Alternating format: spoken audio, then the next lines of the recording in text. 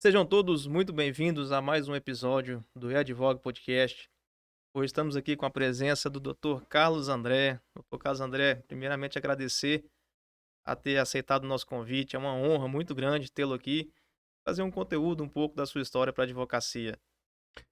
Muito feliz por estar aqui, doutor Eric. Muito obrigado pelo convite, parabéns pelo trabalho. Acompanho o seu trabalho, um trabalho importantíssimo, podcast. E, claro, né, a advocacia precisa de muita informação, precisa saber como efetivamente aqueles profissionais que estão, de repente, assim, um pouco mais de experiência em relação à advocacia se comportam, para que, evidentemente, a advocacia possa crescer muito. Nós estamos aqui à disposição. Uma honra conversar com você sobre o que eu amo, é comunicar, principalmente na advocacia. Agradeço, doutor. Doutor, eu queria começar falando um pouco da sua história. Hoje sou uma referência não só na advocacia, mas também na docência, né, no ensino. E nós todos conhecemos aí o Instituto Carlos André, aula de português, comunicação. Se eu puder contar um pouco como começou, o que veio primeiro, se foi o direito ou a docência, como que essas 2 áreas se encontraram na sua vida? Conta um pouco da sua história pra gente. Bem, eu sou do interior do estado de Tocantins, à época, até há uma brincadeira que diz, o goiano tocantinense. Eu nasci no estado do Tocantins, quando lá ainda Goiás, portanto, antes da Constituição de 88, nasci em 1980, e a percepção que eu tinha, ah, desde sempre, né, é de que, embora eu fosse absolutamente apaixonado, sou por aquela região que nasci. Mas sabe, Eric, até falava outro dia com a minha filha sobre isso. Eu sentia que o meu futuro não estava ali.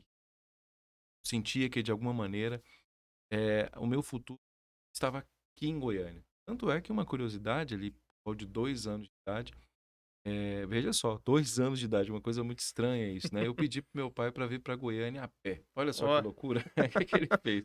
Ele pegou minha mão e disse: "Não, então vamos a Goiânia a é, pé." E aí nós fomos ali até duas esquinas. Me cansei aquela época, mas não vim a pé para desistiu. Goiânia, mas não desisti. Aos 14 anos de idade eu estava aqui estudando. E engraçado que assim, vim de uma família de classe média, naquela época lá do Tocantins. No início do Plano Real, houve uma grande dificuldade para meu pai era comerciante, né? Grande dificuldade para os comerciantes à época. E meu pai teve, portanto, essa dificuldade. Chegou um ponto em que tanto meu irmão oficial de justiça, que aliás, nós tivemos notícia de que nós poderíamos ter que voltar de Goiânia para o Tocantins. Meu pai não teria condições. E aí, por isso eu tenho muito orgulho dos meus. Os pais têm o processo educacional, a educação como a grande essência, né? Aquele detalhe, meu filho, se você não tem, não é rico, né? Agora, até aqueles que também, ou seja, não têm que estudar, mas não há outra solução. É preciso dedicar, é preciso estudar. E chegou um ponto, em 1997, por aí, que meu pai vendeu a casa. A casa, olha só, quando a gente fala isso, o impacto que era, talvez hoje não seja tão grande quanto deveria ser. Quando a gente olha a casa, sabe o que você tem uma casa? Você vende a casa para investir no estudo dos seus filhos. Felizmente, hoje nós conseguimos retornar, não só a casa, mas acho que o mais importante para os pais, meu pai e minha mãe, foi aquilo que nós, tanto meu irmão e eu, nós conquistamos. Períodos muito difíceis nós passamos. É muito difícil, muito difícil. Eu morava, para quem está nos ouvindo, em Goiânia, Meia Leste, que é muito próximo à rodoviária. Talvez vezes eu tive que ir pro setor Bueno, né, a pé. Não consegue imaginar isso. Então, imagina, rodoviária até ali o setor Bueno, algumas vezes, né, mas também a pé. Obstinação absoluta. Sempre foi absolutamente obstinado. Passei muitas dificuldades, muitas. 19 anos eu pesava 58. Imagina, uma pessoa de 1,83 m, era todo dia ali no miojo. E engraçado, eu olho para isso com um orgulho extraordinário. Não sei se é possível perceber isso, mas um orgulho muito grande. Se eu não tivesse passado por isso, eu talvez hoje não entendesse que pequenas frustrações que eu tenho no meu dia a dia, elas seriam frustrações que digamos, me abalassem. Hoje nada, nada. Sou muito obstinado. Eu tento passar isso para aqueles que estão junto. Então fiz, ao mesmo tempo, direito, letras, fui para o mestrado, etc. Nem sempre, para mim, o processo educacional é uma obsessão. Depois de fazer direito, aí veja só como esse detalhe é interessante.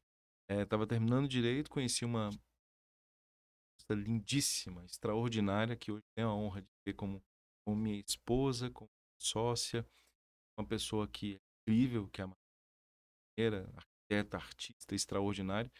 E ela, aos 19 anos, nós nos conhecemos. Eu pedi a ela, né, que me ajudasse, na época, a ter uma escola, a primeira escolinha que eu tive portuguesa e de redação, para ajudar pessoas que estavam com dificuldade à época. A gente era monitor do colégio WE à época.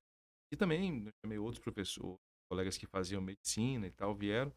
E ela, como ela brincar, né, ela me ajuda até hoje. Então nós fundamos juntos as nossas específicas de língua portuguesa. Eu dei aula muitos anos, só em colégio, só entre aspas, né? Grandes colégios de Goiânia, no ensino médio, foram 15 anos, eu tenho muito orgulho. E as específicas de língua portuguesa e comunicação geraram aquilo que Marina e eu depois chamamos de Instituto Carlos André, é uma escola que começou como uma escola de português e redação e passou a ser uma escola hoje de comunicação jurídica, uma escola que para concurso, uma escola que tem fundamental, é um conglomerado, é um grupo que tem por objetivo, desde o ensino fundamental até a comunicação, falar da importância do processo de comunicação. Eu diria assim, que eu tenho muita sorte, os pais que eu tenho muita sorte de ter a esposa que eu tenho, e eu tenho muita sorte de olhar no espelho e com muita humildade, sabendo que eu tenho que melhorar todos os dias, e gostar de mim. Eu olho no espelho e me digo, olha, todos os dias, lembro de todas as dificuldades porque eu passei. Então, ando num bom automóvel, se eu faço algumas viagens, eu digo, isso é tudo, a origem não é essa. Lá atrás. Todos os dias eu acordo, Torelli, que agradeço. Agradeço, por exemplo, por estar aqui. É um pouquinho dessa minha história, assim como professor. Em 2006, o Dr. Miguel Cansado me chamou para ingressar na Ordem dos Advogados do Brasil. Fui conselheiro na época do. Depois, tive a honra de ser chamado pelo Dr. Flávio para estar na Ordem dos Advogados do Brasil. Trabalho, fiz o máximo que eu com o Dr. Lúcio Flávio, que é uma pessoa que eu admiro também, por demais. Agora com o Dr. Rafael Lara, que, né, eu admiro muito, muito. Entramos juntos na OAB. Já fui a Portugal algumas vezes, representar a Ordem dos Advogados do Brasil no Senado da República. Hoje o Instituto é uma das maiores escolas que há no país em termos de comunicação. Tudo dessa lógica da comunicação jurídica, por esse trabalho na OAB, que para mim é muito importante. O trabalho da OAB para mim hoje assim, é algo que eu faço com muito. Hoje, como vice-diretor da Escola Superior, a gente tem feito lá um trabalho muito. Temos trabalhado muito. Espero que a advocacia possa nos orientar, que tem que melhorar. Se o caminho está certo, se não tiver, tem que voltar e fazer ser feito. Enfim, perceba que é uma vida de muito trabalho todos os dias. Tem sempre agradecer as pessoas. Assim, sabe, Toré? Ninguém faz nada. Hoje nós temos uma equipe, vou dizer que é uma equipe dos nossos sonhos, né? Meninos, jovens, trabalhadores e pessoas que sonham, acreditam que essa história que eu passei tem que continuar. As pessoas, mas as instituições é a nossa missão. Beleza. A gente percebe que o senhor tem, embora o senhor não tenha falado, vou dizer, uma filosofia de vida de servir, né? Porque desde a criação do instituto, é claro que é uma empresa, tem as suas atividades econômicas, mas hoje o senhor, como já é um professor, um empresário, um advogado, não precisaria estar servindo a ordem, servindo os advogados, não precisaria estar servindo a ESA. E tudo que o senhor tem agregado tanto na ESA, quanto na ordem, quanto no instituto, com certeza serve muitos advogados e causa ali uma mudança na vida de muitas pessoas. Isso aí a gente sabe que causa mudança. Então essa filosofia de serviço, eu acho que você já trouxe lá da época então dos seus pais, que de certa forma, igual você falou, vendeu a casa para poder proporcionar o estudo aos filhos. Já vem com isso já de berço, você acha que já vem com isso de berço ou o senhor em algum momento da vida teve essa visão, falou: "Olha, eu preciso servir pessoas"? Muito linda a sua pergunta. Muito bonita a sua pergunta. Aliás, nunca ninguém me perguntou isso. Eh, eu não tenho dúvida do que você acaba de falar. Eu sou cristão, início de Eucaristia, minha esposa e eu somos da Eucaristia. E quando falo realmente da perspectiva de Cristo, né, para mim é algo que a percepção cristã, ela tem como base servir. Quando na cerimônia de lava-pés, que é uma das cerimônias que mais me emociona, eu fico absolutamente assim, intrigado como a humanidade não entendeu isso ainda. Embora capitalista, né, eu sou empresário, eh, gosto do capitalismo, entendo que o capitalismo materializa de alguma maneira a percepção de mundo, mas não é esse capitalismo que explora. Mas não há capitalismo que minha percepção, não quero aprofundar muito, né, mas eu acredito que exista sim um capitalismo social. Eu acredito que sim, há a possibilidade de nós melhorarmos a vida das pessoas por meio desse sistema que é o sistema capitalista. Então eu não vejo outra forma de viver em humanidade sem servir.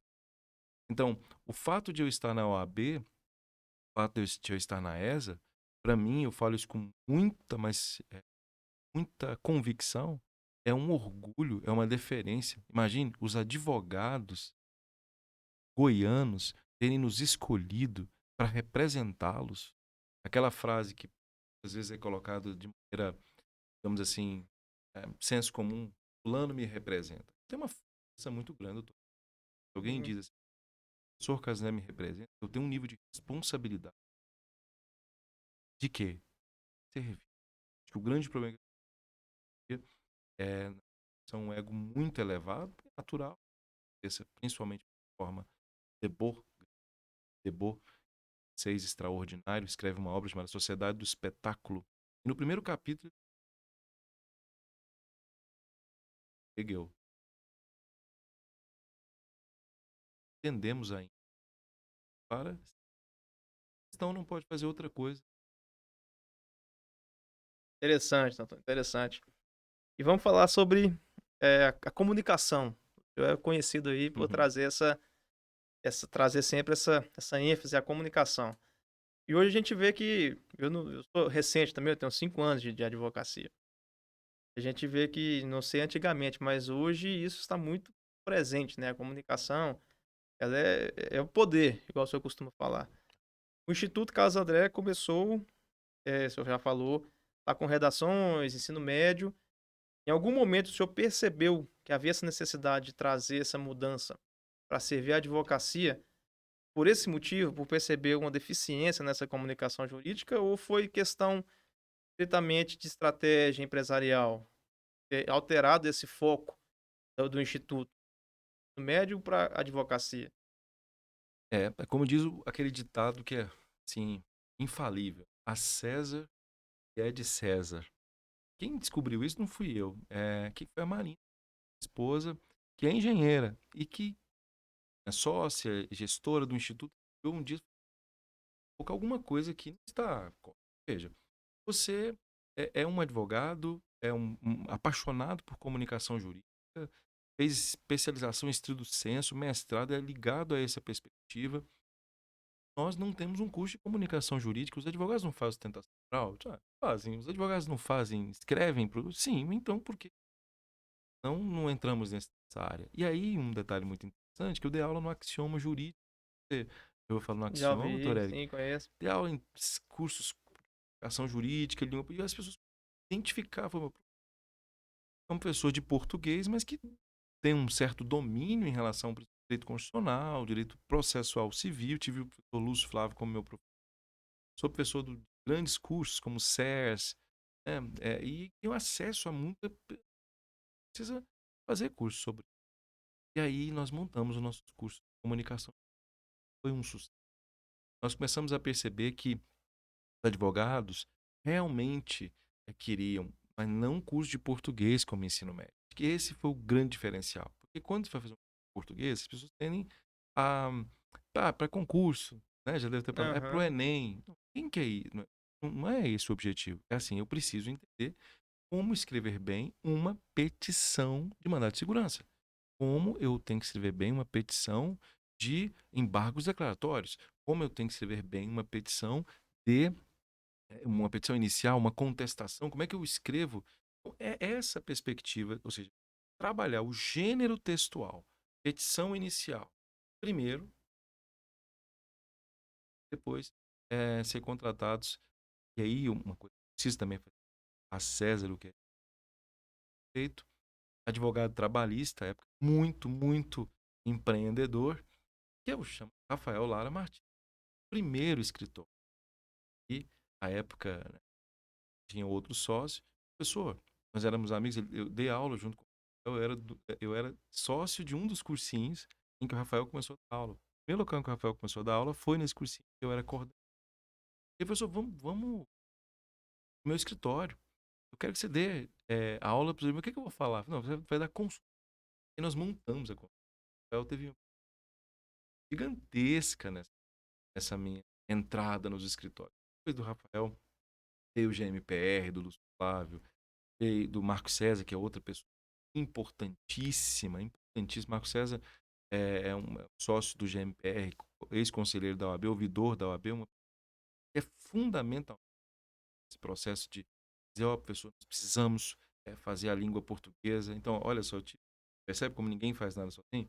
Rafael Lara, Marco César Gonçalves, o próprio Lúcio Flávio, e aí outros escritórios. Hoje nós temos Demóstenes Torres, vou abrir parênteses aqui, eu estava na para ir da rodoviária para o cursinho, secretário de segurança dos cursos, procurador de justiça, Demonstra. história. Naquela época que o senhor chegou, Naquela né? época. Porque há 2 semanas, né, assessoramos, fazemos assessoria ao escritório dele. E aí, quando eu cheguei, a equipe, né, empresa bem grande, eu disse a ele, olha, em 1998, eu olhava o senhor da rodovia, 98, eu estava lá como secretário de segurança. E hoje eu tenho a honra era dele. Fecho parênteses aqui para mostrar isso. Então, hoje, o que nós fazemos? Nós, além dos cursos no Instituto Carlos André, nós temos, já voltamos agora com os cursos presenciais, então pode estar conosco. Temos os nossos cursos online, de edição inicial, testação, próprio português. Agora temos que a sustentação. Para mim, sim, todo respeito a todos os cursos, é o curso. A educação oral é o curso diferencial. As pessoas olham um advogado, a perspectiva de percepção sobre o advogado é de sabe fazer sustentação oral. E esse curso nós já estamos operadores do estado de Goiás. Passamos para PGE, corpo muito qualificado. Tem sido um resultado muito interessante. Então, a Marina captou isso e eu consegui, com esses amigos e agora com excelente, nós estamos conseguindo nos transformar em escola de comunicação, escola de sustentação oral. Temos, se a advocacia confiar em nós, eu acredito que nós vamos fazer um trabalho muito bom. Mas é claro, né, ouvindo, ó, isso aqui não tá bom, tá bom. Lá no estudo somos obcecados por isso. A gente falava outro dia. Nós não aceitamos marasmo, não, parados. Acho que isso mantém 20 anos. Não parar. Não achar que nós somos bons. A verdade é essa.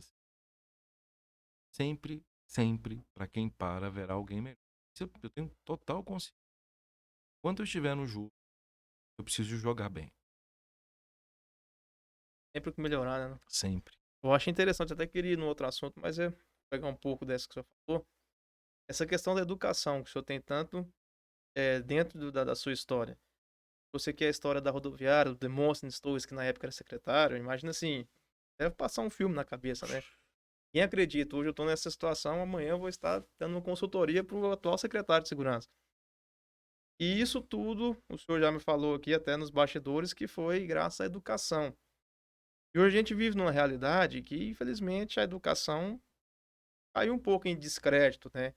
Até por questões de que hoje, toda e qualquer profissão, a gente tem dificuldade imensa de conseguir alcançar algum objetivo maior. Então, o senhor acredita que hoje, a realidade de hoje, o que o senhor tem de visão, de perspectiva futura sobre essa questão da educação? Porque hoje, infelizmente, eu que não sou muito do ramo da educação, eu vejo, até com, não posso falar com muita vivência, mas eu vejo que as pessoas não dão tanta importância mais para a educação como se dava antes. Até antigamente não podia faltar à escola de forma alguma. O filho faltar à escola era um absurdo. Hoje isso já é muito comum, crianças que não vão à escola. Ensino médio não tem mais aquela importância, aquela seriedade, as pessoas não dão mais essa atenção. Qual que é a sua perspectiva sobre educação no geral? Uma educação daqui para frente. Você acha que a tendência é piorar ou em um determinado momento as coisas vão ficar tão ruins que eles vão perceber que tem que ter essa melhora na educação? Sobre educação, qual que é a sua perspectiva futura? Há uns 5 anos, eu entrei em crise com essa educacional. Porque quando é que isso começa? Começa ali na década de 80, principalmente com a revolução no Vale do Silício. A internet mudou completamente. Milênios são os milênios da internet. Não existiriam os milênios se não houvesse não existiria um milênio se não houvesse Steve Jobs. Claro, isso. Esteticamente. Se você observa esteticamente, os jovens, menos da sua geração, não são exatamente eram da finalzinho, se bem que nós estamos no milênio, assim, em 80, mas assim, quem realmente, vocês, depois o meu filho, e o que aconteceu foi que eu captei uma coisa, estudando na UFM, captei algo que aí hoje, assim como um grande intelectual, importantíssimo, importantíssimo, importantíssimo, da Universidade de São Paulo, que escreve uma obra chamada Direito à Literatura, ele dizia, no manifesto, a literatura não tem que ser ensinada na escola, tem que ver literatura em audiência, aprende literatura. A gente aprende literatura no banco, aprende literatura andando nu. A educação sobre a qual você se não vai existir. O processo educacional não pode ficar só na sala. A educação tem que sair da sala de aula, não somente. Isso aqui é educação. Eu considero isso aqui tanto escola para advogar, escola para advogar. E muitos professores entenderam, não entenderam que o que nós estamos fazendo aqui é uma aula. Hoje de manhã, minha esposa mostrou o Gregório do Vivier, em que ele falava sobre diminutivo. Eu olhei a aula dele e falei, gente, essa aula tá melhor que a minha. Porque ele faz isso num podcast, stand-up, e ele faz isso com humor. Então, eu, professor, tenho que me adaptar a isso. Eu, professor, preciso chegar às pessoas, a essa geração. Não é assim, mas os meninos não querem mais estudar. A questão é, por que, que eles não querem mais estudar? É porque a escola continua exatamente aqui. Mesma sala de aula. Continua exatamente exigindo uma cultura, que era a cultura da disciplina, até o Paul Sartre fala muito sobre essa disciplina. Michel Foucault teve uma obra sobre o intelectual extraordinário. Estamos a estudar da disciplina, e a disciplina boa, acabou da disciplina. Mas isso não é disciplina. Embora eu fique chateado com isso, muito chateado com isso, muito chateado, mas o mundo não é do jeito que eu quero. Ele é. Então o que eu tenho que fazer? Eu tenho que tentar transformá-lo quase no que ele é. E a realidade é, hoje eu preciso fazer com que o aluno aprenda, no caso, comunicação jurídica, ele é jovem advogado, de que maneira? Qual é a maneira? Eu preciso entender, eu preciso entender um pouco de rede social. Dizer aquilo de uma maneira mais objetiva. Dizer aquilo simples. Eu capto. No momento em que eu capto, ele confia em mim, eu vou dizer a ele, agora, você confia em mim. E você entende que isso é importante. Agora eu vou dar um livro. Qual é o livro? Esse livro aqui é do Foucault. Leia. É diferente. Ah, bom dia. Vamos ler agora, por exemplo, A Sociedade do Espetáculo de Debo. É indutivo. É começar a mostrar, por exemplo, redes sociais no TikTok. Essas redes sociais ferem o artigo 45 do Estatuto da Ordem, dever de urbanidade, linguagem liana. Será que ele é esse? Fala mal. É dizer o seguinte, olha, o TikTok é bom, mas tá no seu dispositivo legal. Você acredita em dispositivo legal? Porque tem que perguntar também, você acredita em dispositivo? Se você não acreditar, pode ser que você esteja na posição errada. Olha como é que você está mexendo com a pessoa. Não é dizer assim, vamos ler um livro tal. É dizer, o que aquilo impacta na sua vida? Temos uma crise. Eu sinto que a escola não está preocupada. Ela não está preocupada com isso. Ela não tem que se preocupar apenas com isso. Mas, em primeiro lugar, a geração de vocês de emprego. Então, a escola precisa falar de emprego. Aí, depois de falar nisso, ela está falando de cidadania. Ela está falando de fome. Passar fome, eu não quero saber disso agora, não. Tem que fazer. O que tem que fazer? Eu acho, responder a sua pergunta, ser prolixo aqui, a escola precisa, se ela não mudar, ela não tem. Reclamam coaches. Aí reclamam TikTokers. Reclamam por quê? Porque essas pessoas chegam com dessa advocacia. E aí eu falo, eu não posso permitir. Eu não posso. Aí é uma obsessão que nós temos. Posso permitir.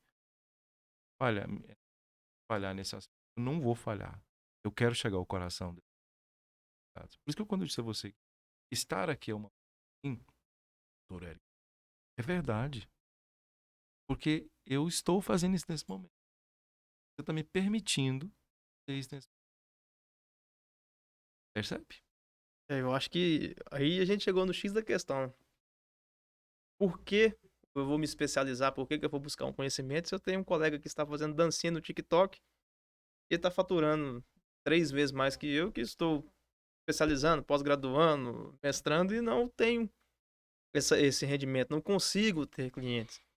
Talvez essa seja a grande dificuldade hoje para os jovens entenderem, eles trazendo para a advocacia. A gente abre a internet, qualquer rede social, a gente é bombardeado por informações de advogados que estão aí vivendo a informalidade, a famosa dancinha do TikTok, vivendo essa advocacia informal e não sei se é a realidade em si, mas apresentando uma vida totalmente diferente que a nossa que estamos labutando no dia a dia e às vezes não consegue pagar a conta de energia no final do mês. Então talvez seja esse o X da questão. Como que a gente vai conseguir mudar essa concepção? Voltar àquela advocacia, não a advocacia tradicional, mas tentar trazer, olha, a advocacia é assim e tem também um caminho por aqui que dá para se ter sucesso nele. Se você me permite, ontem eu vi no Instagram assim, um menino, acho que luva Luva de de pedreiro. luva de pedreiro. Luva de pedreiro de peço escusa. Saco cheio. Eu Vai não ver? cheguei a ver não, Foi ontem. Quero mais esse tipo de cheguei a coisa. ver essa reportagem Como eu não. estudo psicanálise, eu comecei a fazer algumas análises, né? Claro, muito superficiais em relação ao que está acontecendo. É a mesma coisa com o Whindersson Nunes. O Vinícius entrou em Mas depressão e tudo. percebe o que está acontecendo? Ah, é importante a jovem advogada saber disso. Não há propósito. Você viu que em nenhum momento eu falei que eu trabalho por dinheiro? Dinheiro é uma Uhum. consequência. Felizmente eu tenho uma boa vida, mas nunca foi dinheiro. Eu nunca entrei numa sala de aula. Eu vou fazer. Pergunte ao Rafael Lara. Ele faz uma ação para ganhar milhão. Lúcio Flávio. esteve aqui, pergunte. Dinheiro é uma consequência, falta propósito. Esse aqui é um problema. A maioria das pessoas. Então, a impressão que eu chego e ganho muito dinheiro, eu falo assim, agora. Então, sim. Essa advocacia de TikTok, eu posso lhe garantir, não faz tentativa. Não faz. Não faz. Eu estive no CNJ. Não faz sustentação no CNJ. Não. Não. Não faz. Me prove. Quero que alguém me... Quando eu falo não faz, é não faz bem sucedido. Essa não peticiona bem.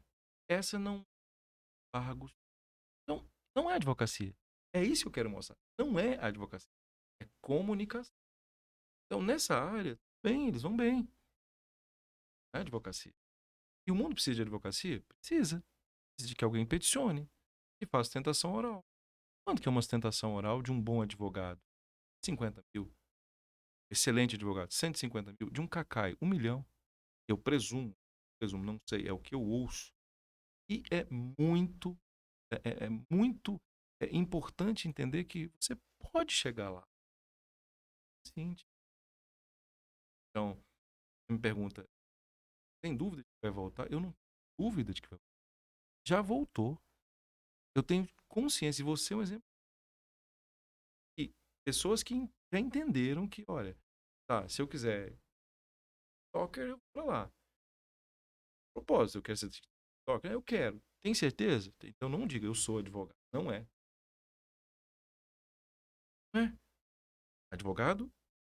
Advogado. Trabalha no mundo jurídico, seja jurídica, não, CIA, seja no próprio direito, especificamente, ensina nas petições, no direito, e não em dessa forma, TikTokando. Vai ganhar a mesma coisa? Sabe. Mas uma coisa eu tenho certeza, vai haver proposta. E aí isso Interessante, interessante. Essa perspectiva de visão de propósito. E realmente tem, né? A gente tem que fazer essa separação. Qual que é o propósito da advocacia? A gente, quando entra na faculdade de Direito e escolhe a advocacia, é sonhando já com, vou usar terno, eu vou hã? estar na presença de um juiz, vou fazer uma audiência, vou fazer uma sustentação oral. E aí, a partir do momento que você parte pro lado da comunicação, que não é errado, também, assim, eu acho que são escolhas, né? A pessoa escolheu viver daquela forma, só tem que ter essa distinção, justamente. Hoje ele não é um advogado, naquele momento ele não está advogando, ele está fazendo uma profissão de TikToker. Ok.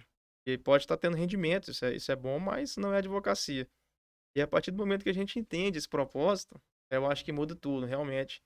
É uma visão que muita gente não tem, mas eu, inclusive, comecei a enxergar agora com o que você falou. Realmente, ele tem que fazer essa distinção. Né? O fulano de tal é advogado, sim, mas ali não está sendo advogado, ele está sendo TikTok, ele está advogando é advogado. É tão, Proposta. tão lindo que você acabou de falar que eu passei, né? Sou professor de concurso público. E eu me lembro que muita gente, vou pegar a carteira da ordem, né? Alguns falavam cartão de identificação de advogado. E eu me lembro claramente que quando estava em sala de aula, alguns falavam, professor, eu não sou advogado, eu tenho cartão de identificação. Chamou muita atenção positiva. Concurseiro não é. Sabe assim, se você quer ser juiz, ser promotor, qual é o seu propósito? Ser promotor, ser juiz. Então você vai estudar para o concurso. Tem que estudar, senão não vai passar. Quer ser diplomata? Você vai estudar. Agora, ser advogado mesmo é diferente. Se preparar, como você está fazendo aqui. Parar diariamente, diariamente. É propósito. Faz essa mesma distinção. Concurseiro, exatamente. Percebe como é advogado, embora seja ali, né, escrito. Mas não é propósito. Proposta interessante. E a advocacia? Foi bem, se dedica muito tempo, né, na questão do ensino, da docência, mas também é advogado, tem seu escritório de advocacia. Como o senhor consegue administrar essas 2 funções? 2 não, né, porque além do instituto tem a OAB, tem a ESA e tem o escritório. Como fazer para conseguir tempo para administrar tudo isso? Eu acho que a nossa melhor percepção é a equipe. Eu acho que pode observar, volto a dizer, ninguém faz nada. Tudo que eu tenho conquistado na vida, eu sempre digo aos colegas, inclusive escrevi outro dia lá no. Eu não digo eu digo, nunca digo eu. Me incomoda muito, confesso, me incomoda muito quando alguém diz, eu isso, eu aquilo, eu isso, eu aquilo. Eliminando a perspectiva de servir. Você não vai ver o Lúcio, doutor Rafael. E aí, o Rafael Lara fala em nome da OAB. Ela fala em nome da OAB, lá na Escola Superior. É a ESA, o Instituto Casando das Famílias. É o Instituto, cara. Então, eu acho que tudo isso é que nós hoje somos, que tem uma relação direta e assessoria, assessoramos basicamente a lógica de tem a toda, toda a lógica de estruturação, ela organiza todo o nosso propósito, né? Empresa, o que a gente, o propósito é o quê? Estratégia. É a estratégia da empresa. É, temos o Lucas, nosso gestor de comunicação, que está inclusive aqui, cuida de toda essa parte, questão de projetos, né, comunicação. Temos a Brenda, que está ligada à área de pós-clientes, né? Temos Shell, que é a parte administrativa, ou seja, eu acho que esse aqui é eu, sozinho, alguém. Sou, é, é, eu sou o meu,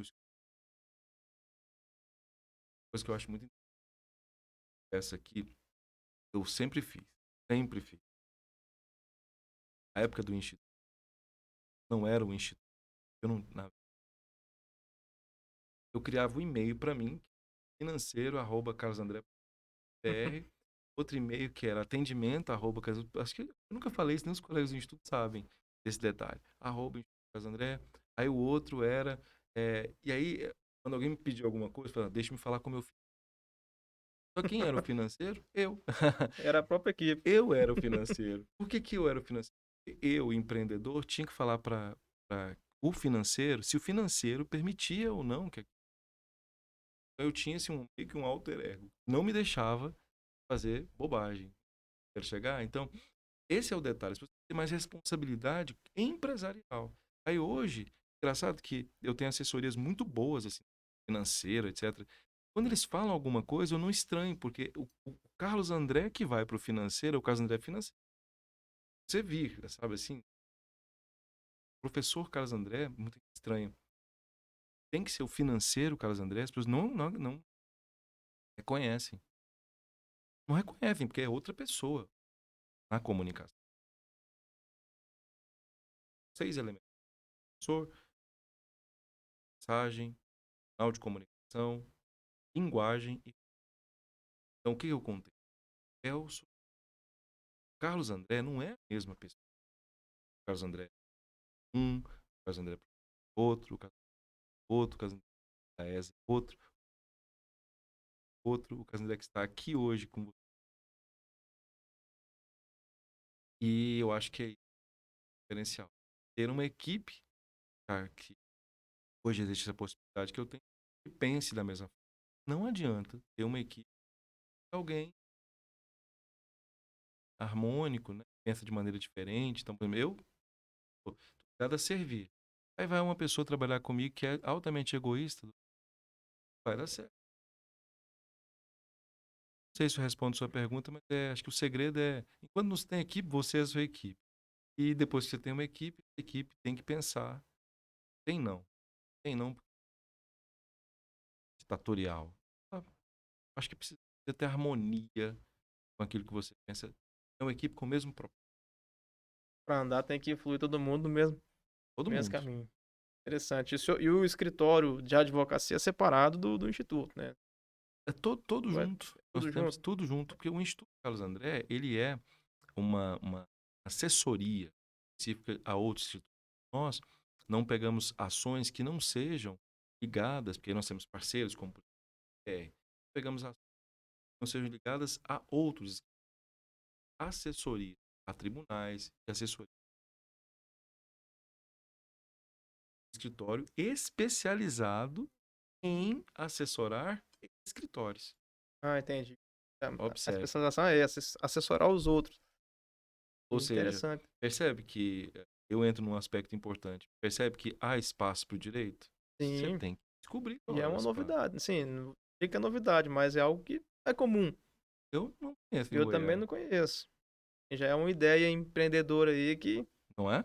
pegou um espaço, né? Um espaço Exatamente. que acredito que mais cedo ou mais tarde todo mundo vai ter essa necessidade. Com certeza. Comunicação no direito ela é tudo, né? Né? E acredito que hoje ainda, penso eu, até eu no meu escritório também, a gente tem deficiência muito grande na questão da comunicação, de uma forma de transmitir, porque a gente manda um papel para um juiz. A gente recebe um cliente, ele conta pra gente a história, a gente entende a história, coloca no papel e manda pro juiz. É, A grande questão é como que o juiz vai entender essa história que o cliente contou pra gente. Esse é o X da questão. E talvez a comunicação entre e consiga trazer mais possibilidade de sucesso, né, pra tá mandando. eu acho até que a gente tem que trabalhar junto em branding, porque eu acho que gostei da forma que você acabou de colocar. Você deu uma ideia muito boa. O que que é advocacia? É colocar num papel uma história Uma para um história do, juiz. do Mas juiz. como é que eu coloco no papel? Comunicar, sabendo escrever. Sustentação oral é o quê? É colocar na fala uma história para o juiz. Como é que eu sabendo se comunicar? Aí o nicho. Essa é a Boa, questão. gostei. Tem muito caso que a gente pega e fala, nossa, como que o juiz não deu essa decisão aqui? É. Porque a gente, escutando a história do cliente, é nítido ali, fala, nossa, o direito dele tá aqui, evidente. O juiz, na hora que vê, ele tem que deferir.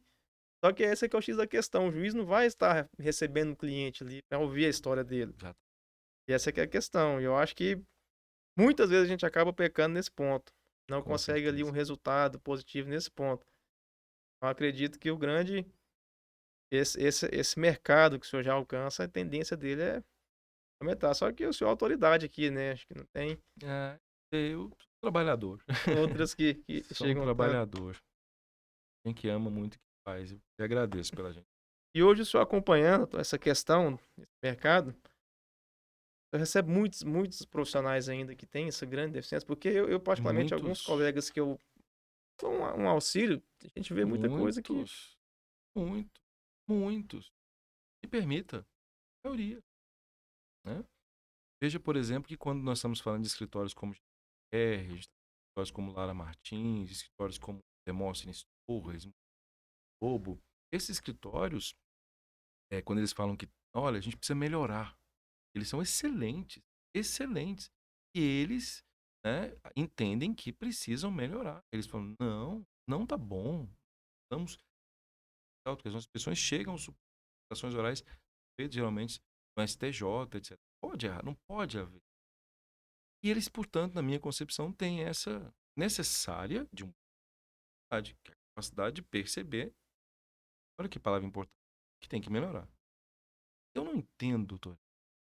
Eu realmente, eu falo isso assim, de todo o meu coração, porque não acho racional, não vejo racional. Se essas pessoas são advogados formados, se essas pessoas, como é jovem advogado, sinceramente, eu quero que você tente me explicar isso. Como é que um jovem advogado que teve processo educacional, por melhor que tenha sido, falamos sobre ele, pouca disciplina, que o Enem, vestibulares, não tem mais o peso, em que nós sabemos, eles não estudam português, passar em é para passar em vestibular. Se perguntar a regência de um verbo, pouquíssima gente vai saber. Se perguntar o que é coisa, como é, como é que alguém pode dizer que eu concluo minha fala dizendo que na Academia Brasileira de Letras, a honra de professor Evanildo, cara, né, meu querido mestre, amigo, membro da Academia Brasileira de Letras, ele disse, eu não sei língua. Então, gente, se o Bechara diz que não sabe, quem sou eu para dizer que se esses advogados que eu acabei de falar aqui agora fazem curso, pode ser que também seja culpa nossa, né? Nós, eu até falo muito com o marketing, nós não conseguimos mostrar essa importância, sabe? Não é só cultura. entre aspas, trabalho. Tem a obrigação de escrever bem. Não, mas eu escrevo bem. Vestibular. Esse vestibular. A professora disse, preciso repetir um pouco. Pô. Acredito que tem muita visão. Eu particularmente tinha essa visão também. Que português em si é aquela coisa chata, saber gramática, substantivo, isso aqui, ninguém quer saber disso. Só que a gente não consegue ver a visão da comunicação. Acho que esse é o grande X da questão. A gente não consegue entender que falou, nós estamos nos comunicando no direito em si com outra pessoa por escrito. Se a gente pudesse sempre fazer uma demanda oralmente com o juiz, seria muito mais fácil. Mas é tudo por escrito. É. Então, talvez não tenha essa, essa visão dos advogados de que, olha, eu preciso me saber como me comunicar. Às vezes eu estou entendendo o que eu estou querendo dizer aqui, mas o terceiro que vai receber a minha petição não vai entender. Como que eu preciso fazer para essa pessoa entender? E muitas vezes a gente perde dinheiro, perde cliente, perde caso por conta disso. Por não saber expressar, saber escrever aquilo que a gente tem na cabeça. Eu, Excelente. eu acredito que seja essa visão. Eu acredito que muita gente peca por isso. E o senhor tem tido não, né? Já teve muitos feedbacks, acredito eu, né? Dessas mudanças desses escritórios grandes. Depois de melhorarem, aprimorarem, com certeza passaram a ter resultados diferentes do que tinham antes disso. Olha, nós já recebemos despachos.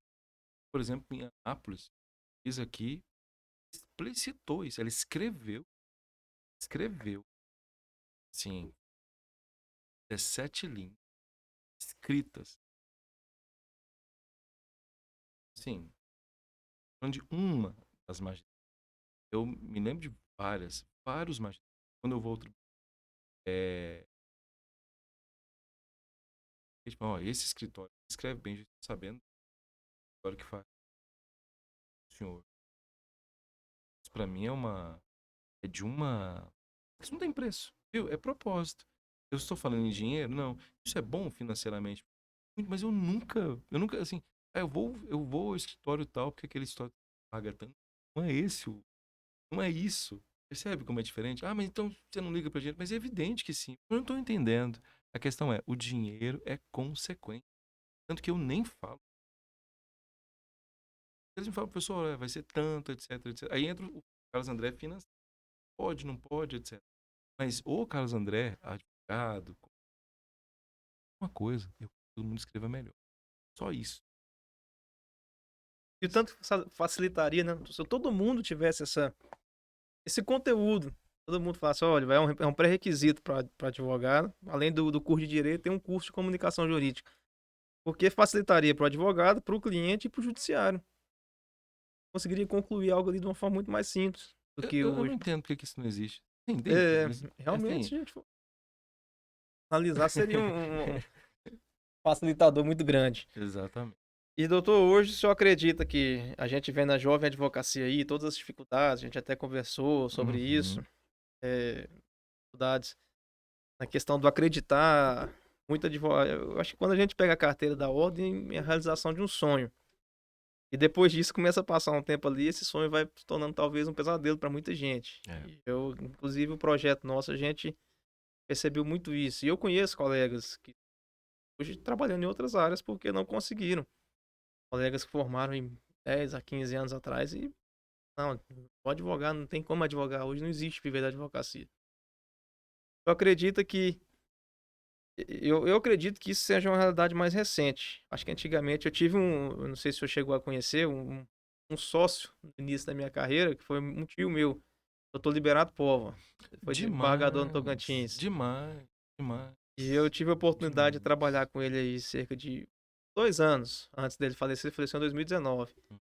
E ele estava morando em Goiânia, desembargador aposentado, e a gente reuniu numa reunião de família. Ele falou: não, eu tô precisando advogar, e não tem ninguém, vamos comigo. Eu falei: vamos. E eu tive a oportunidade de ficar uns 2 anos com ele. E aprendi muita coisa com ele. Muita coisa mesmo. Ele falava: antigamente chegava numa cidadezinha do interior, eram 1, 2 advogados. Então não tinha hoje o que tem, a demanda, 1 milhão de advogados aí. Não que eu não acredite que não tenha espaço para todos.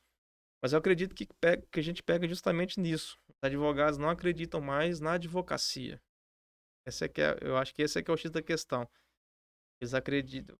Aquela advocacia que a gente sonha quando entra na faculdade, quando pega a carteira da ordem, ninguém acredita nela mais. Porque a internet mostra algo diferente.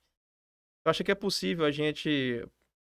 Poucas pessoas que têm, igual o senhor, que trabalham a ideia contrária disso, e outras pessoas, é possível a gente alcançar esses jovens advogados ainda e trazer novamente essa paixão pela advocacia da forma que é. Primeiro você me emociona quando fala que você, né, é parente, é sobrinho do Dr. Liberato Polo. E meu registro, da minha deferência, do meu carinho, do meu respeito pela memória do Dr. Liberato. Juiz em Taguatinga. Depois foi desembargador, membro da Academia.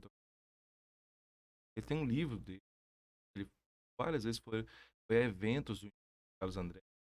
Conversei com ele algumas vezes sobre poesia, conversei com ele sobre o direito. Então, assim, fica aqui a minha homenagem. Sua família, parabéns pela família, que é outra coisa, Uhum. família. Agradeço. Então, parabéns. Vocês que ele ensinou muito a você, muito. E eu acredito muito na advocacia. Vou dizer novamente, eu acredito muito na. Talvez eu não acreditasse tanto como eu acredito hoje se fosse. Porque as coisas mais complexas é que nos dão mais vontade. Essa é a lógica. Pode observar. É o carro apertado é que teoricamente anda, não é? Dizem melhor. As pessoas precisam entender que os desafios, oportunidades, ou isso aqui é clichê, por óbvio. Vou dizer novamente. Desafios é que geram oportunidades. O grande diferencial que eu vi na minha vida é enquanto os meus colegas reclamavam, mais eu trabalhava. Quanto mais houver reclamação, mais é preciso trabalhar. Eu acredito que a oportunidade para a jovem advocacia é extremamente. As demandas que são de hoje não são demandas de bem por advogados que não entendam onde eu quero. Se vocês são jovens advogados, são vocês que captam os problemas. As novas empresas, startups, precisam de pessoas que entendam disso. Um dia eu fui para advocacia, direito tributário, nós somos advogar para uma grande empresa, laticínios. Eu tive que estudar química para entender pasteurização. Senão eu não conseguiria advogar. Se alguém não entende, sabe, vai advogar como? Se alguém não entende das relações sociais contemporâneas, vai advogar como? Então, olha a oportunidade. A questão é que muita gente está olhando passar. Porque o que é advogar? Nada mais é, como você falou, saber contar a história para o magistrado com base numa subsunção legal. Então não adianta conhecer subsunção. Se eu não posso fazer subsunção, por que eu não posso fazer subsunção? Eu não conheço caso concreto. Então, falar para uma pessoa de determinados aplicativos, não sabe o que é aplicativo, não vai entender nunca o que é um aplicativo. Conclusão, nunca houve uma oportunidade tão grande para a jovem. Nunca houve. Ela precisa entender que quando a gente fala em direito digital, é assim, ó. Quer ver? Eu vou dar uma área aqui. Direito de família. Se alguém entender o que está acontecendo, por exemplo, uma sociedade líquida, que é proposta por Sigmund Bauman, que é explicada, escrita por Sigmund Bauman, entender Gilles Lipovetsky, se um advogado for estudar psicanálise e ele entender um pouco mais de ser humano, ele vai ser um advogado melhor. Vai entender um pouco mais. Esse é mesmo advogado vai para a área de RH, ele vai compreender melhor gestão de pessoas e vai conseguir advogar melhor para as novas empresas. Não aceitam mais moral. Quero chegar. Houve uma oportunidade tão grande. Não para quem pensa. Acredito. Falo isso de outra forma. Profundo coração. Interessante. Nosso tempo está chegando ao fim. Uhum. Tenho certeza que muita coisa aqui que você falou, para mim, vai ficar de muito aprendizado. E eu queria que tu deixasse por último, você já falou agora uma grande palavra de incentivo, mas queria que tu deixasse uma palavra de incentivo mesmo para os novos advogados que estão começando. Teve até uma sessão agora recentemente, vários novos advogados, novos colegas, sobre realmente a possibilidade. Pessoa que teve uma história difícil, conseguiu chegar onde chegou através da educação, através de esforço próprio. Deixar essa palavra de incentivo para esses colegas novos que estão chegando, para que persistam na advocacia, porque tem espaço e dá para se alcançar objetivos. Primeira mensagem que eu deixaria é que é preciso ter propósito. Esse é o primeiro aspecto. O que é que você quer? Eu não sei ainda. Eu não começo. É preciso descobrir. E dá trabalho descobrir. Gera sofrimento descobrir. Você precisa descobrir. Se você não souber, tenha certeza absoluta que esse sentimento de frustração ele perdura. Pessoal, e como é que eu faço para descobrir? Testando. Lembra-se, o Lúcio fala muito interessante. Cadê fulano? Gente, os velhos diziam, fazendo, fazendo nome, a verdade que você tem de não exigir de você, nesse momento inicial, grande pessoa, mas eu, sei lá, eu já tenho, sei lá, 35 anos, ou já sou casado. Eu já passei por muitos momentos difíceis, casado. É isso que eu quero mostrar. Diminuir minha despesa. Diminuir minhas despesas. Fui rigoroso com aquilo, porque eu sabia aonde. No momento em que eu descobri, aí, o segundo passo, depois do propósito, é agir.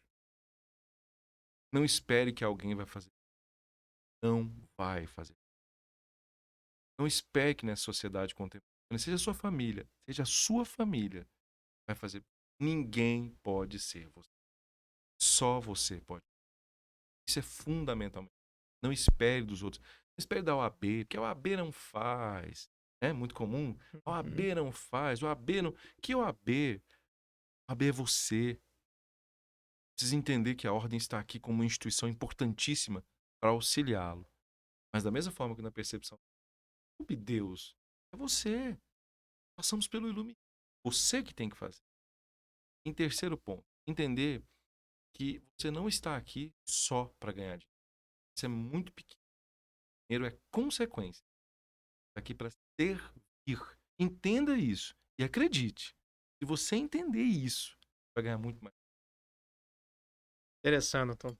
Muito bacana mesmo. Dois pontos só que eu queria reforçar. Saber onde quer chegar. Esse eu acho que é o mal da sociedade. Não sabe aonde a gente quer chegar. E é por isso essa frustração tão grande. E o servir. Eu também sempre defendi que a advocacia é uma profissão de servir. Nossa profissão é servir pessoas, literalmente. Muita gente, infelizmente, não entende isso e acaba tendo essa frustração. Mas bacana, doutor. Agradeço muito, muito mesmo pela oportunidade de termos sábios ensinamentos aqui. E já fica o convite para as próximas. Nossa, doutor Eric, parabéns a você. Disse isso antes de nós começarmos. Muito feliz pelo que você está criando. Parabéns pela Escola de Advogados. Você está fazendo, você Valeu. já está fazendo muita diferença. E que esse seu projeto cresça, que tem propósito, que você quer servir, que você continue trilhando caminhos e ajudando a advocacia brasileira a melhorar. Eu estou aqui para servir, estou aqui à sua disposição. Conte comigo, se eu puder, na minha cidade, ajuda. Estou aqui. Agradeço. É isso aí, pessoal. Muito obrigado. Não esqueçam de seguir o Dr. Carlos André no Instagram, nas redes sociais e nos acompanhar aqui também. Valeu, até a próxima.